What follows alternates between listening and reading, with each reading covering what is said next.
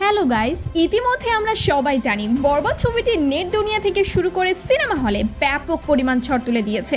ওই জিল্লু মাল দে, ওই জিল্লু হেলিকপ্টার রেডি কর। এছাড়া এই ছবির গল্প, অভিনয়, গান, অ্যাকশন সবকিছু দর্শক মহলে বেশ আলোচিত এবং প্রশংসিত হয়েছে।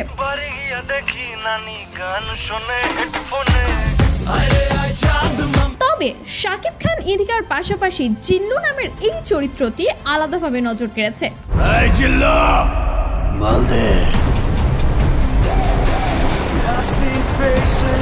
মূলত বরবাদের টিজারে শাকিব খানের মুখে এই জিল্লু মালদে সংলাপটি দিয়েই জিল্লু ক্যারেক্টারটি সবার কাছে পরিচিত হয়ে ওঠে এবং ক্যারেক্টারটি নিয়ে সবার মাঝে আগ্রহ জাগে। এই জিল্লু মালদে,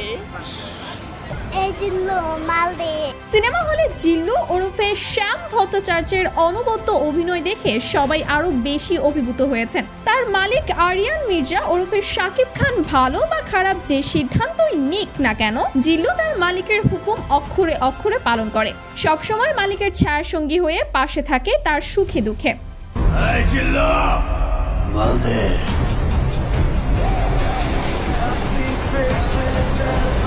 বেশ ইন্টারেস্টিং ছিল এই ক্যারেক্টারটি। পশ্চিমবঙ্গের মডেল ও ছোট পর্দার অভিনেতা শ্যাম ভট্টাচার্যের ঢালিউডে বড় পর্দায় ক্যারিয়ারের শুরুটা জমলো ভালোই।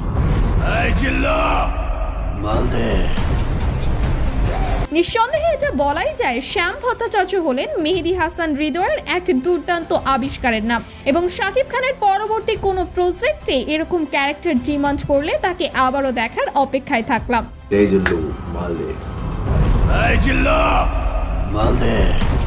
সবাই আমার কাছে মাল চাইছে, কিন্তু আমার কাছে মাল দেওয়ার মতো